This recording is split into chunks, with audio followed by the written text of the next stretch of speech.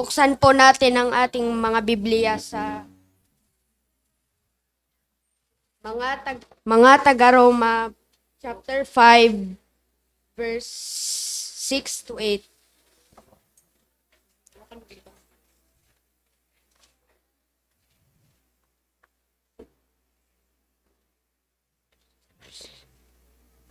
Sapagkat noong tayo'y mahihina pa, namatay si Kristo sa takdang panahon para sa mga makasalanan.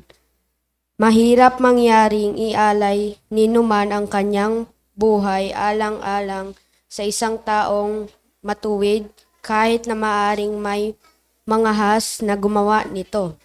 Alang-alang sa isang taong mabuti.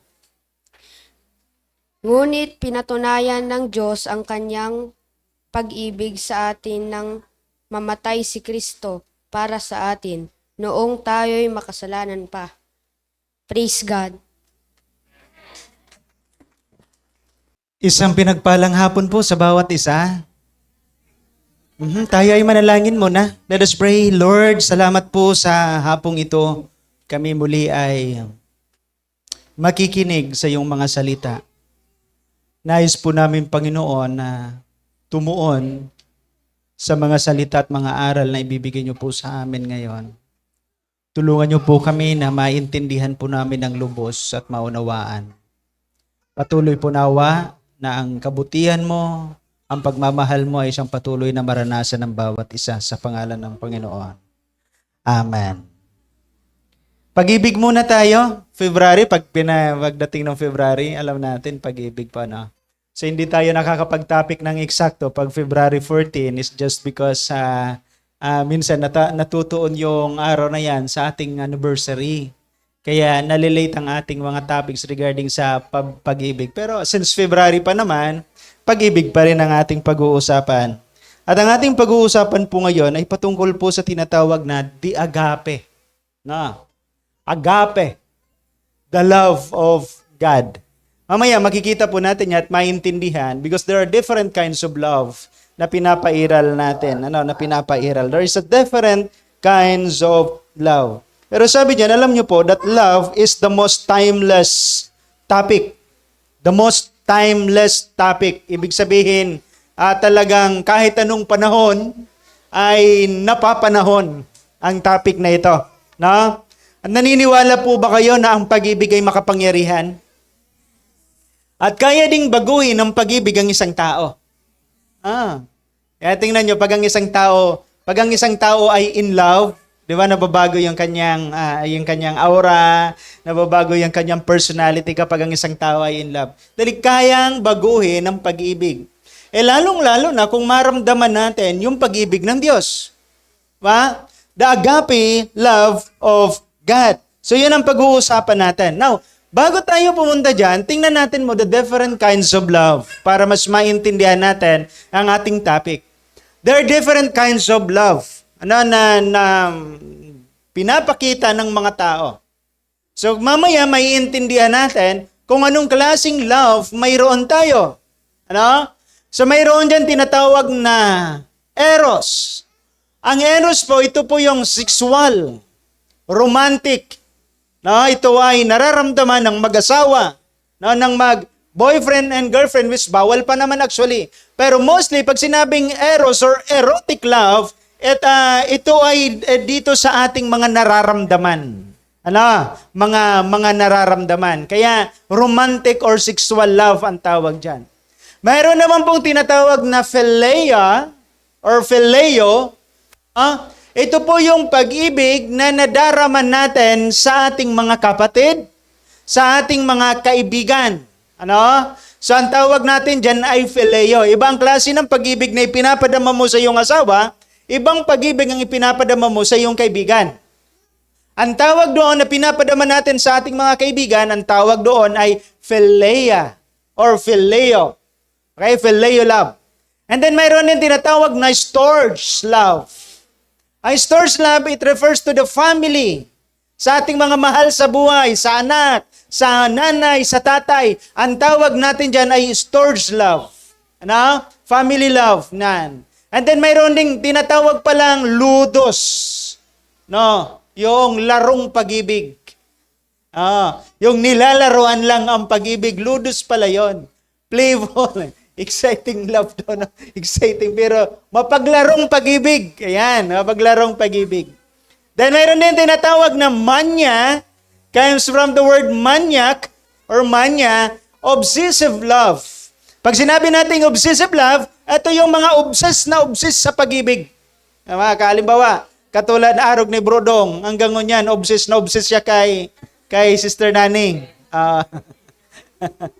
Obsessive love, mania. Yung para bang, kaya nga may mga taong naluluko di amor. Nagpapakamatay dahil sa pag-ibig. Dahil nga sa tinatawag nating obsess or obsessive love. And then mayroon din palang pragma, love that endures, that being there. Actually, that is part na may pagkamalapit sa agape. At mayroon ding Pilautia. Ito po yung pag-ibig sa sarili. Narcissist na pag-ibig. Mahal na mahal yung sarili. Nai-inlove sa kanyang sarili. Yun. At ang panghuli ay ang tinatawag na agape. Pinakamataas na level ng pag-ibig. Pinakamataas na level ng pag-ibig. Now, just to give, Ron, pakilagay nga sa John chapter 21, just to emphasize, pagdating kasi sa Biblia, hindi sinasabi ng Panginoon ng iba't ibang klase ng pag-ibig na yan. Bagamat may dalawang sinabi sa Biblia, the so-called phileo and agape. But mostly, na sinasabing pag-ibig sa Biblia, walang iba kundi agape. Agape. Ibig sabihin ng agape, totoong pag-ibig. Ito ay pag-ibig ng Diyos. Tingnan muna natin sa John chapter 21 para mas maintindihan verse 15. Ito yung pag-uusap ng dalawa ni Jesus Christ at ni Peter. Ito yung pagkatapos na pinagkanulo ni Peter, tapos bumalik si Peter sa pangingisda. Nung bumalik siya sa pangingisda, na mabuhay na muli si Kristo, binalikan niya ngayon si Peter. Nirestore niya ngayon si Peter. So sabi diyan, pagkakain nila, tinanong ni Jesus si Simon Pedro, Simon, anak ni Juan. Take note the word iniibig mo ba ako ng higit sa mga ito? Sabi niya, Opo, Panginoon, alam ninyong mahal ko kayo. So that word, in the English word, sa English word po, sabi niya, Peter, do you love me? And sabi ni Peter, yes, Lord, I love you. So parehas. Kung sa English term, parehas, walang pagkakaiba. Love is the term, ang pinag-uusapan. Then sabi doon, next, verse 16, again, Jesus said, Simon, son of John, do you love me? He answered, yes, Lord, you know that I love you. Mahal mo ba ako? Yes, Lord, mahal kita. And then sa pangatlo, sabi sa verse 17, the third time he said to him, Simon, son of John, do you love me? Peter was hurt because Jesus asked him the third time, do you love me? He said, Lord, you know all things. You know that I love you. Na pag binasa natin yan in the English translation, sa ating translation sa ating salita, parehas lang, okay lang. Ay, mahal kita, Panginoon. Pero pag kinuha natin yung lalim ng meaning yan, iba pala ang meaning. Mostly siguro, alam nyo na yan, iba yung meaning. Kasi sa Greek word, ang ginagamit nila mga phileo, storge, and agape. So sabi dyan, sa unang-una, sa verse 16, sa verse 15, ito yung pagkasabi dyan. Okay, next. Balik natin ron. Sabi niya sa verse 15, yung word yung sabi niya, Simon, son of John, do you phileo, or do you agape me? So the word love dyan ay sinabi niya agape. Sabi niya, Peter, do you agape me? Mahal mo ba talaga ako? The word agape. Pinakamataas na level ng pag-ibig. Anong sabi ni Peter? Sabi ni Peter, yes, Lord, I phileo you. Anong phileo? Brotherly love. So magkaiba ngayon ang meaning. Tama? Ang sabi ng Panginoon, sigurado ba talagang agape, Peter, ang pagmamahal mo sa akin? Anong sabi niya? Yes, Lord, I phileo you. And then another thing, verse 16, inulit pa yan. Next. Sabi niya, Jesus said, Simon, son of John, do you agape me? Iba na naman. Then sabi ni Peter, he answered, yes, Lord, you know that I phileo you. Hindi nagbabago. Brotherly love lang. No? Then Jesus said, take care of my sheep. And verse 17, ito na naman. The third time he said to him, binaliktad ngayon ng Panginoon, Simon, son of John, do you phileo me? Nagbago dyan ang kanyang pagkasabi. Hindi na agape. Sabi niya, do you phileo me? Talagang phileo lang ba ang pag-ibig mo sa akin? Alam niya, sabi dyan, and Peter was hurt. Nasaktan siya. Bakit po siya nasaktan? 3 beses siyang tinanong ng Panginoon, hindi nagbago ang kanyang sagot. Ang sabi niya dyan, he said, Lord, you know all things. I know that I phileo you. So walang pagbabago. Na bakit nasabi ito ni Peter? Hindi niya kasi kayang ibigay ang word na agape love. Why? Abay nasa state siya na dininay niya si Kristo. Tapos sasabihin niya, agape. Kaya sabi niya, Lord, ang kaya ko lang talagang ibigay sa iyo, totoo, buksan mo ang puso ko, sasabihin ko sa iyo, phileo lang po ang kaya kong sabihin. Umawit tayo, no? Deeper in love with you. That so-called deeper in love is agape. But the question is agape ba talaga ang nararamdaman natin sa Panginoon? So makikita natin yan ngayon na may pagkakaiba sa meaning ng agape. Okay, balik tayo. Now, balik tayo sa ating topic, Ron. Sabi sa Romans chapter 5 verse 8, doon sa binasa. Sabi diyan sa Romans chapter 5 verse 8. Ron, sakwa natin sa yan. Next. Okay, makinig ka na. Sabi diyan, ngunit ipinadama ng Diyos ang kanyang pag-ibig. Phileo yan? Hindi. Sa Greek word, it is agape. Sabi niya, ngunit ipinadama ng Diyos ang kanyang pag-ibig sa atin nang mamatay si Kristo para sa atin nung tayo'y makasalanan pa. The highest form of love. Agape. O, tingnan natin sa Greek word. May Greek word ako nilagay dyan eh. Ito yung Romans 5:8. So nestemit diho yuto agape es ego hutios huti iti hamartulos semi ego Christos super ego apotnis ko. Agape ang ginamit. No? Ibang level po ng pag-ibig yan. Para sinasabi niya, ipinadama ng Diyos ang kanyang agape. Ipinadama ng Diyos ang kanyang agape. So in other words, kapag ipinadama ng Diyos ang kanyang agape, maiintindihan po natin yan kung anong klaseng agape. Kaya nga ang topic natin ngayon, agape, the love of God. Okay, makinig. Bakit? Kapag hindi natin maramdaman or ma-experience ang agaping yan, nung kang maibibigay mo ang totoong love sa kapwa mo. Kapag hindi mo na-experience ang agape love of the Lord, nung kang totoo ang pag-ibig mo sa asawa mo. Naiintindihan ako ninyo? So dapat maintindihan natin ang agape. No? Maintindihan natin ang agape. But the question now, ang question sa atin, how much God loves us? Gaano ba talaga kadakila ang pag-ibig na yan? At ano ba sukdulan talaga? Anong ibig sabihin ng agaping yan? Na pag-ibig ng Diyos? Una, it is sacrificial. Ang pag-ibig na agape ay sacrificial. Tingnan natin, balikan natin ng Romans chapter 5 verse 8. Sabi diyan, okay na yan, may wrong verse doon. Ngunit, ipinadama ng Diyos ang kanyang pag-ibig sa atin nang mamatay si Kristo. Sacrificial. Unconditional. Bakit po nasabi natin sacrificial?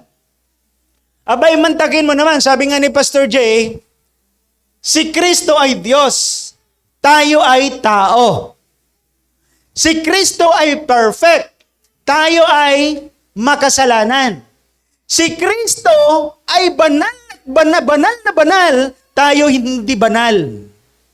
Pero tingnan mo, bumaba ang perpektong Diyos, ang banal, ang walang kasalanang Diyos para lang mamatay sa walang kwentang makasalanang tao. That is unconditional love or the so-called agape love. So sa parte ng agape, it is sacrificial. No? Sa parte ng agape, it is a sacrificial. Paano naging sacrificial yan? Tingnan natin sa verse 6. Sabi sa verse 6, sapagkat noong tayo'y mahihina pa, namatay si Kristo sa takdang panahon para sa mga makasalanan. The word mahihina pa dyan, weakness, is helpless. No? Ang totoo, namatay si Kristo dahil tayo ay helpless. Hindi natin kayang, ang tawag natin, hindi natin kayang iligtas o hindi tayo dapat makakaalis sa puot ng Diyos. Helpless talaga tayo. But because of the agape of love, naalala ko may sinabi dito, sabi ng commentator, Paul is again emphasizing that we are made righteous in God's sight apart from anything we do. Hindi dahil sa ating ginawa. Hindi dahil sa kung ano tayo. Christ did not die for us because we were good people. Hindi po namatay si Kristo para dahil sa kabutihan natin, sa ginawa natin, o sa kung anong kaya po natin gawin. He died for sinners and people who were not living up to God's standard. Yung para bang namatay siya sa walang kwenta. Ito nyo, one of the example na pinapakita natin, yung trapo. Ano? Or something sabihin natin na creation. Yung creation niya, mamamatay siya doon. Ano benepisyo ng Panginoon? Kung mamamatay siya para sa atin. Tama? Anong benepisyong nakuha niya? Mayroon bang nagbago sa kanya? Mayroon ba siyang makukuha? Mayroon ba siyang makukuhang magandang reward kung siya ay namatay para sa atin? Wala naman. And that means it is sacrificial.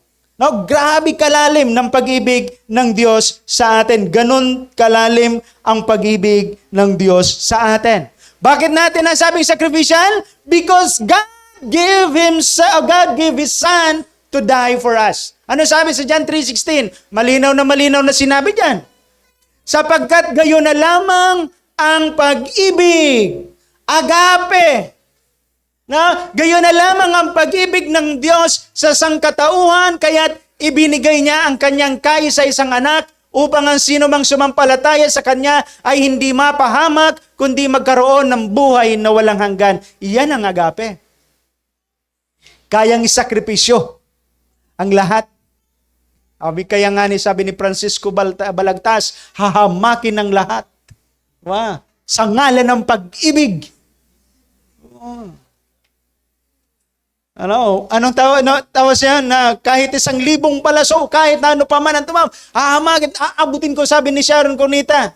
Diba? Ano yan? Lalakbayin niya. Diba? Ganun daw pag ang isang tao umiibig.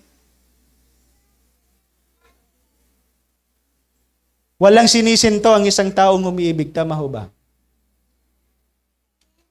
Kailangan nindo. May mga tao na maski nga ni magurang pigkakalaban na dahil sa ngalan ng pag-ibig. Pigkakalaban ang mundo, parang sinasabing you and me against the world. Dahil sa tinatawag na pag-ibig, pero maling pag-ibig. Diba? So sabi dyan, ang pag-ibig ay sacrificial. So, ang ingredients ng agape ay sacrificial. Anong sabi ni Billy Graham? Sabi niya, God proved His love on the cross. Tama? Pinatunayan niya. When Christ hung and bled and died, it was saying to the world, I love you. Nung mamatay siya sa cross, nung siya ipinapako sa cross, sinasabi niya yung pag-ibig na yon, mahal ko kayo, kaya ako mamamatay o namatay sa cross. Yun ang kanyang pagsisigawan ng pag-ibig dahil mahal tayo ng Panginoon. No? Kaya nga sabi sa John 1 John 3:16, dito natin makikilala ang tunay na pag-ibig. Agape ulit. Inialay ni Kristo ang kanyang buhay para sa atin. Kaya't dapat din nating ialay ang ating buhay sa ating mga kapatiran. Actually, mahirap na hirap tayo abutin ang pag-ibig na yan. Diba? Bakit? Kapag nasaktan ka ng kapatiran mo, nawawala yung love eh. Diba? Kapag may nagawa sa iyong kapatiran mo, hindi na pag-ibig. Diba? Kaya mo bang ialay ang iyong buhay para lang mamatay sa kapatiran? Pwedeng may mga has, pero 1 million out of 1. Or 1 out of 1 million tinatawag natin.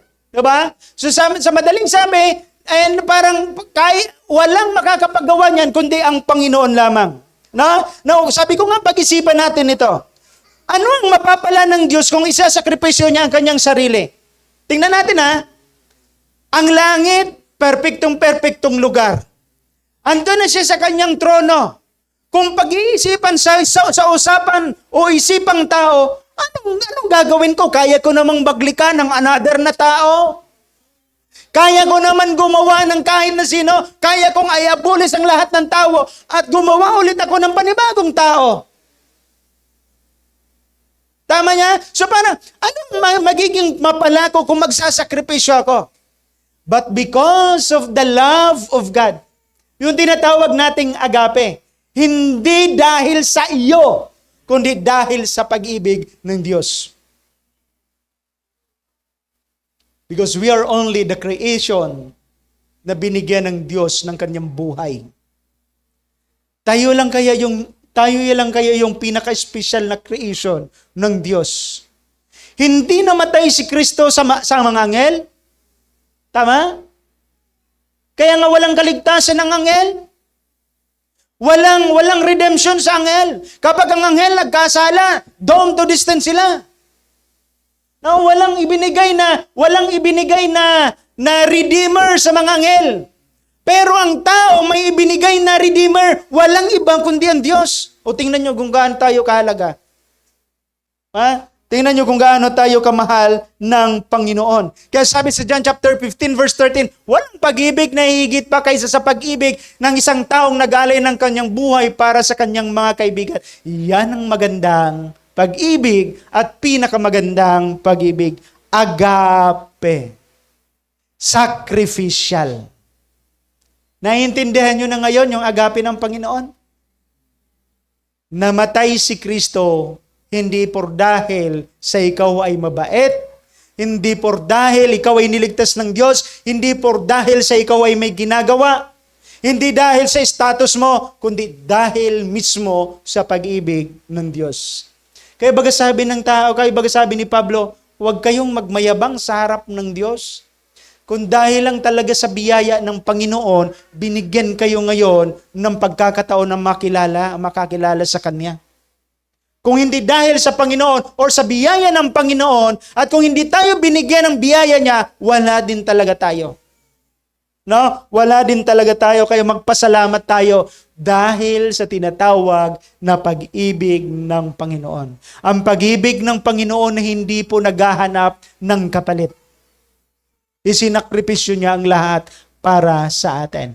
Pangalawa, another? How much God's love us? It is personal. Tingnan natin sa verse natin. Ngunit ipinadama ng Diyos ang kanyang pag-ibig sa atin nang mamatay si Kristo para sa atin. It is a very personal. Para sa atin ito ay personal. Dito po pinapakita kung gaano tayo kahalaga at kung gaano tayo ka-espesyal. Makita nyo yung kaespesyalan natin sa Panginoon? Yung makita na, sabi nga, mayroong nagsabi, kung nag-iisa na lang daw tayo dito sa mundo, handa pa rin ba ang Diyos na mamatay? Yes. Kung solo ka na sana? Yes. Ganun kamahal. Diba? Actually nga, pinakita yon yung nakipag-bargain si Abraham. Pag may isang mabuti doon sa lugar na yon, lilipulin mo, sabi niya, hindi. Diba? Kaya lang walang nakita sa Sodoma at Gomorrah na mabuti, kaya nilipol niya. Ganun yung pag-ibig ng Diyos. No? Kaya nga, alam niyo po, napakahalaga natin. We're so special to the Lord. Tingnan natin sa Lucas. Sabi dito sa Lucas. Sabi niya sa Lucas, hindi ba't ipinagbibili ang 5 maya sa halaga lamang 2 salaping tanso? Gayon man kahit isa sa kanila ay hindi pinabayaan ng Diyos. Maging ang buhok ninyo, bilang niya lahat. Kaya huwag kayong matakot, higit kayong mahalaga kaysa sa mga maya. Sabi niya, kung ang mga maya nga niyan pipahalagahan ng Diyos, higit kayo. Kung tutuusin nga, bilang ng Diyos ang inyong buhok. Alam niyo po, ako si Ron sa si Mac, mahal ko. Pero di ako matyaga na magbilang kang buhok ninda. Diba? Nagtsatsaga ka mo na bilangon, pwede kang magtyaga, manguto. Pero bilangon ang buhok, si matyaga. Pero sabi ng Diyos, maging ang buhok ninyo bilang niyang lahat. It's so special. Very special. Kaya nga sinasabi ko, mayroon tawag na ganito there is a so-called the general presence of the Lord and the special presence of the Lord. Kaya nga special kayong mga anak. Special child in the sight of the Lord. Special. Totoo yan. Bakit natin special? Abay, sabi sa Romans chapter 8, ang Diyos ay gumagawa lamang doon sa kanyang mga minamahal at nagmamahal sa kanya. Limited lang yun. Diba? Paring lahat tayo ay nakakaranas ng hangin, ng oxygen, ng surroundings, but the special presence of the Lord is with us. Palagi ko ito ini-example Diba sa Bible study? Inalimbawa ko yung isang bata, halimbawa si Priscilla, inilagay sa laruan ng mga bata, sa palaruan ng mga bata, ang mata ni Jerome sa ni Pearl na kay Priscilla. Bagamat mayroong mga kasamahan na mga anak, pero nakatunan kanyang, wala siyang pakialam doon sa mga bata. Ang pinagtutunan niya ay si Priscilla, ang tawag doon, special presence. Yung mga bata, nasa general presence nila, pero may isang special siyang tinitingnan. Tingnan niyo kung gaano tayo ka-special sa Diyos. That is the so-called agape of the Lord. No? Sabi dito kung mga ibon ay pinapahalaga niya, tayo pa kaya? Tayo pa kaya nagawa ng kanyang mga kamay? Alam ng Diyos ang patungkol sa iyo, alam ng Diyos ang lahat sa buhay mo dahil mahal ka ng Diyos. Kaya sabi dito, magandang aral to mga kapatid, huwag mong tingnan ang halaga mo sa halagang tinitingnan sa iyo ng ibang tao. Dapat ang tingnan mo kung gaano ka kahalaga sa mata ng Diyos. Pag nagpa-appraise ka kang gold sa mga iba-iba kang nagpapa-appraise ako kang itong mga gold baga, iba-ibang presyuhan. Diba? Minsan pigbabarat, minsan daipiga. Diba? Pero alam nyo, mas mataas ang ating kalidad sa Panginoon. Mas mataas ang ating kalidad. Ayan, tingnan natin sa John chapter 10.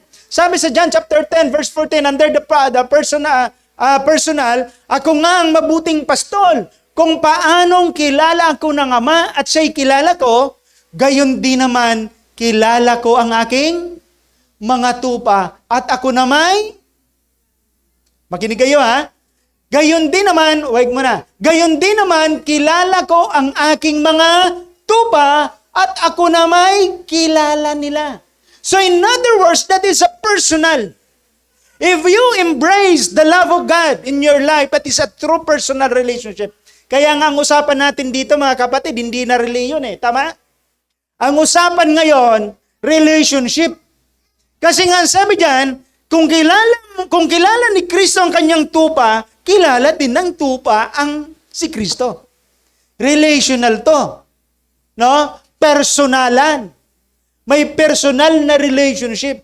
And that is why ang ating pagdudiyos, ang ating paglapit sa Diyos, hindi na sa aspeto ng tinatawag na reliyon, kundi relasyon.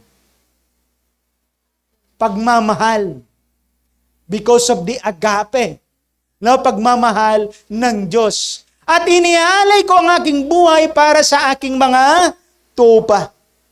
Now, one of the best example in the Bible, para mas maintindihan natin that very personal and sacrificial ang pag-ibig ng Diyos sa buhay po ng isang propeta, si Hosea.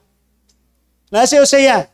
Si Hosea po, iba ang kanyang assignments. Noon ng mga propeta, ang kanilang buhay ang ginagawang example. Kapag mayroong sasabihin ng Diyos sa Israelites, ang buhay niya muna ang gagawing example. Ito ibang ginawa kay Hosea.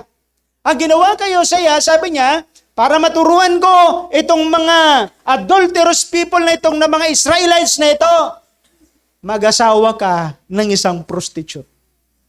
Isipin mo pag-asawahin ka ng isang prostitute. Mag-asawa ka ng isang prostitute.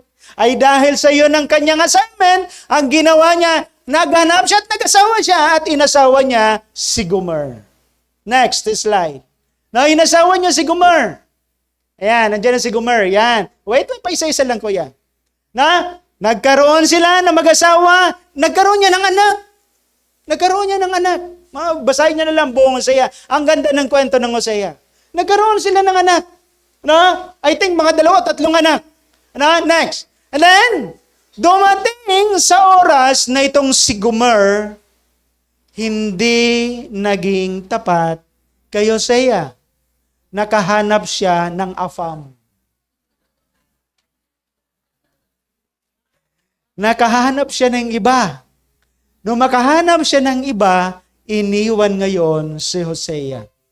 O isipon niya, ang Diyos ang nagsabing papag-asawahin. Diba?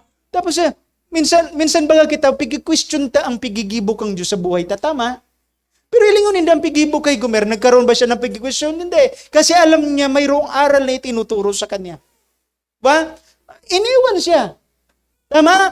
Hanggang sa dumating sa punto, alam niyo po, dumating sa punto na sinabihan siya ng Diyos, Hosea, balikan mo girarayan sa imong agom.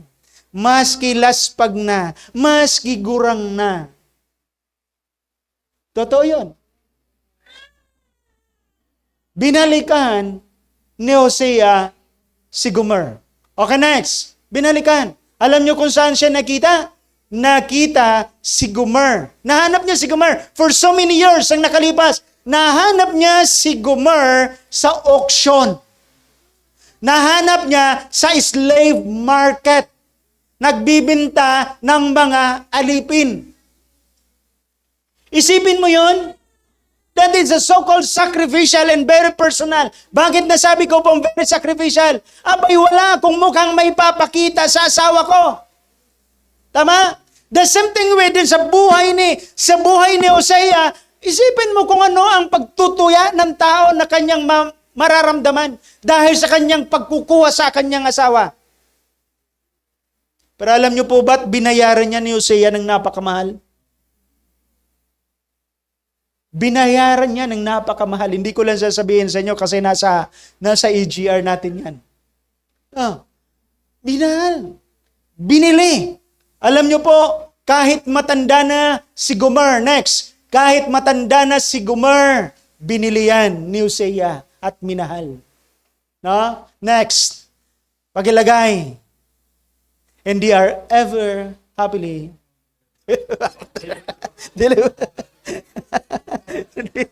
happily ever after. Happily ever after. Next slide. Sabi dyan sa Hosea chapter 3 verse 1, sinabi sa akin ni Yahweh, umalis kang muli at ipakita mo ang iyong pag-ibig, agape, sa iyong asawa, bagaman siya'y nangangalo niya, sapagkat mahal pa rin ni Yahweh ang Israel kahit na sumamba sila sa ibang mga Diyos at laging naghahandog sa mga ito ng tinapay na may pasas. Sabi niya, balikan mo. Sapagkat ang aking lesson na ibibigay sa mga Israelita ay mahal na mahal ko ang mga Israelita kahit sila ay mga makasalanan at sila ay mga adulterous people. Actually, sa James, tinawag tayo, you adulterous people. Pag sinabi pong adulterous people, hindi tayo tapat sa Diyos. Totoo naman mga kapatid, kung ilalagay natin, hindi talaga tayo tapat sa Diyos. Bakit? Ipinagpapalit mo nga sa boyfriend mo. Pag sinabi ng boyfriend mo na huwag ka nang mag-attend, hindi ka na mag-a-attend. Ipinagpapalit mo nga ang Diyos sa trabaho. Diba? Ipinagpapalit mo nga sa anak mo. Diba? Ipinagpapalit mo sa ibang bagay, sa trabaho. Those things ay idolatrous. Yung mga bagay na yon, ipinagpapalit natin. Eh sabi dyan, sapagkat mahal na mahal pa rin ni Yahweh, the so-called mahal. Kahit anong ginawa, walang makapapantay. Parang sinasabi, kahit makasalanan ka, hindi ko yan titingnan dahil mahal kita. Nakakita na kayo ng ganyang pag-ibig? Hindi ko titingnan ng iyong kamalian. Hindi ko titingnan ng iyong nakaraan. Minahal kita. Maging sino ka man. Totoo yun. Ba? Yung linya ni Robin Padilla, ni Sharon Cunita, linya yan ng Diyos. Diba? Minahal kita maging sino ka man. Totoo naman. Diba? So yun. Ang ibig sabihin dyan, God is so sacrificial. No? Mayroon niyo po may isang mahirap na pamilya. Sa isang mahirap na pamilya, sa isang lugar, wala silang mga gamit. Tapos may nagregalo dito, Paskong Pasko, may nagregalo doon sa kanila, sa pamilya nila, ng meron, salamin. So, ugmahon so aki, kamakailing kang salamin, pagkailing niya, Mama, pangitunon pala nako. Grabe palang kapangit ko. Nagustuhan mo ba? Minahal mo ba akong grabe ko kapangit pala, Mama, sa kuya. First time niya nailing sa pandok niya. Sabi kang ina, Nunoy, aki tay ka. Mas kang ibang tao, bako ka mahal, ako mahal na mahal tay ka. Di ako nagiiling sa kung ano ka, sa mata ko, gwapo ka. Arog palan kita kaiyan sa Diyos. Arog kita kaiyan sa ampangan kang Diyos. Kaya lagi nindong tatandaan, ang halagata bako sa pagiling kang tao. Ang halagata sa Diyos. Alam mo ba kung gaano kahalaga? Alam mo ba kung ano ba talagang halaga mo? Alam mo ba talaga kung perang halaga mo? Walang katumbas na gold. Ang halaga mo, buhay ni Kristo. Alam mo kung gaano kakahalaga? Bako 24 carats, bako milyon. No? Worth of more than a million. Worth of more than the treasures in this world. It is the life of Christ. Isipin mo yun, na ganun pala ang halaga natin. Na ganun pala yung halaga. Naalala ko yung yung piano na nakuha sa isang sa basurahan. Sabi niya, ang gandang piano ito ah. I think si Mozart ata yan, kung sino yan. Sabi niya, magandang piano ito ah. Sabi niya, pwede bang bilhin ko? Binili niya ata ng $10 lang, nung ganon. Binili niya lang. Tapos tinugtog ngayon. Diba? Sa kanyang concert, itinugtog niya. Nung tinugtog niya, nilinis niya muna yon. Nung tinugtog niya, ang ganda ng pakatugtog. Tapos mayroon ng gumustong bumili ng millions, billions doon dahil sa, ano ang nagpaganda? Ano ang nagpamahal sa bagay na yon? Walang iba kundi yung umahawak. Tama ba? Nanonood ako ng, ano nga ito pinapanood natin, Ro? Hindi, nanonood tayo ng Pawn Star. Ano ito? Pawn Star. Hindi Porn Star ha, Pawn Star. Yung si Bustoyo. Sabi niya, si Bustoyo. Sabi niya, mga bagay na mahal, pero mas nadadagdagan ng mahal ang kantidad kapag depende sa may hawak at sa may-ari. Tama? Sabi niya, naalala ko yung gitara, yung isang gitara. Yung isang gitara binibenta ni Mike Hanopol. So yung kanyang gitarang headless, na walang head. Walang head, headless nga eh. Binibenta niya 3 million. Sabi niya talagang one of a kind. Limited edition. At dumagdag pa yung presyo because of Mike Hanopol. The legendary. Nagmahal talaga siya. Sabi niya, hindi ko kayang bilhin yan. Mauubos ang aking pera. Sabi ni Boss Toyo. Ang gawin natin na lang, i-auction natin. Ganun kamahal. Pero binili niya, alam niyo kung pera lang, I think $2,500 lang, nabili lang. Pero ngayon, ang kantidad, 3 million to 4 million. Nagmamahal siya. Now, tingnan natin. Sino ang nag-ayos ng buhay natin? Sino nag-create sa atin? Ang Diyos. Diba? In other words, kung ang Diyos ang siyang umahawak, may pagmamahal ng Diyos, may pag-iingat ng Diyos, gaano kakamahal? Gaano ang kantidad mo? Tapos sasabihin mo, walang kwentang buhay ito. Magpapakamatay na ako, walang kwentang buhay ko. Wala nang saysay ang buhay ko. Anong walang saysay? Namatay nga si Kristo sa'yo. Para sa'yo. May saysay. Hindi lang alam ng tao. Diba? Tinitingnan kasi natin yung pagiging basahan natin. So that means, that is personal. Sacrificial. Pangalawa, personal. Pangatlo, the kind na characteristics ng pag-ibig, the agape love is absolute. Perfect. Unconditional. Yan ang ibig sabihin. Pag unconditional, walang inihinging kapalit. Ano sabi sa verse natin? Sabi dyan sa verse natin, ngunit ipinadama ng Diyos ang kanyang pag-ibig sa atin nang mamatay si Kristo para sa atin nung tayo ay makasalanan pa. Namatay siya, hindi nung tayo ay mabait. Namatay siya, hindi nung taong may kakayanan tayo, na may good works. Namatay siya, makasalanan. Hindi siya namatay para sa mga mabubuti dahil wala namang mabubuting tao, tama? Wala namang mabuti sa paningin ng Diyos. Lahat tayo makasalanan. No? So anong ibig sabihin po nito? Tingnan natin sa Isaiah chapter 64 verse 6. Lahat tayo ay naging marumi sa harapan ng Diyos. Ang mabubuting gawa natin maruruming basahan lamang. Nakuha nyo? Ang sabi ni Isaiah, ang mga mabubuting gawa natin maruruming basahan ang katulad sa pagtingin ng Diyos. Kaya sabi baga, dahi mo ipag-ambog kung mabuot ka. Dahi mo ipag-ambog kung maray kang tao. No? Sa pagiling kang Diyos, basahan girarayan.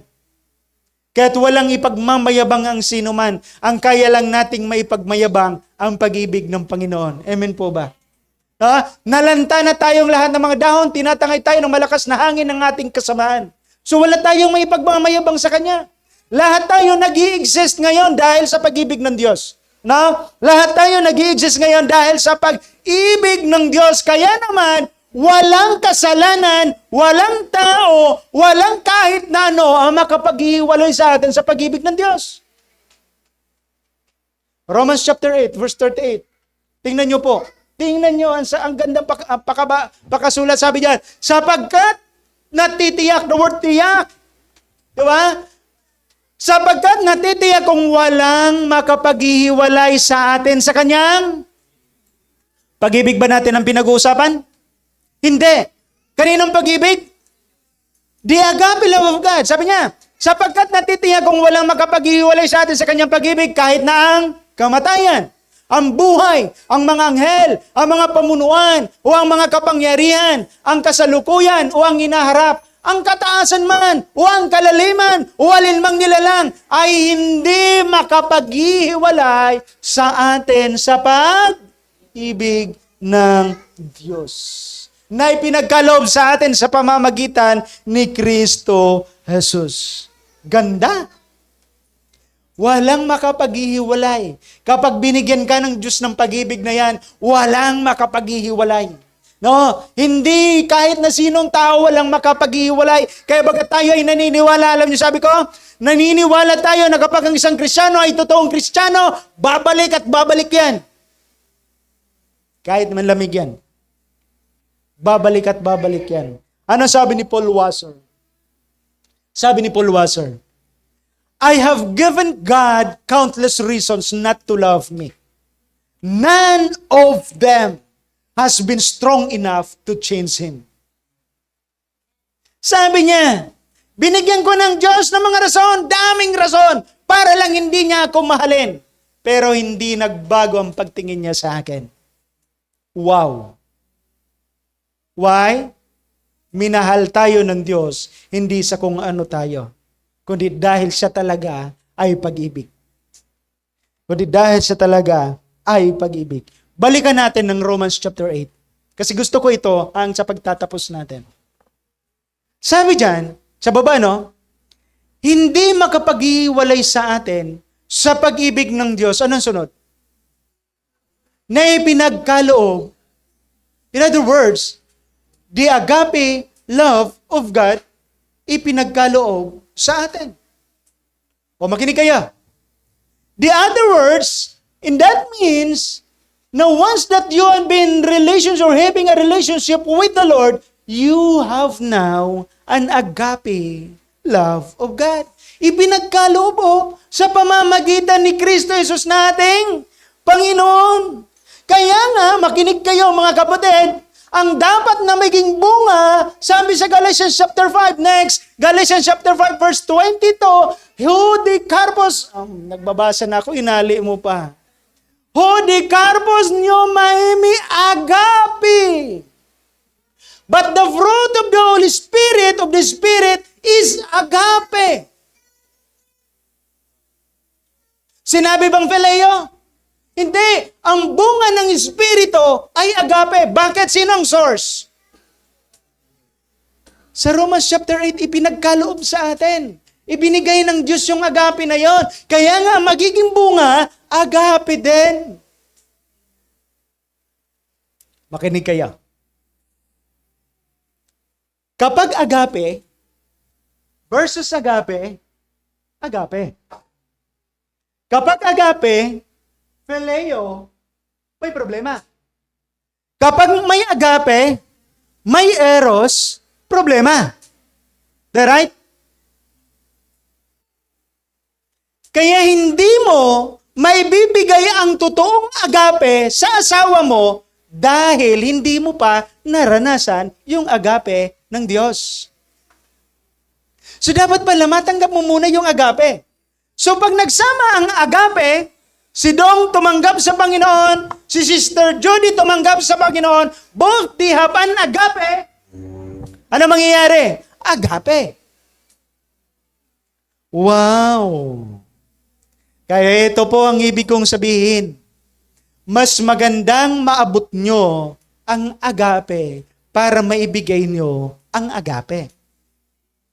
At kung ang inyong mga loved ones ay hindi pa agape, mas magandang ipakilala nyo si Kristo ng agape rin ang kanilang mararamdaman. Kaya pala sa mag-asawa, dapat maibabot nyo yung level, the word agape.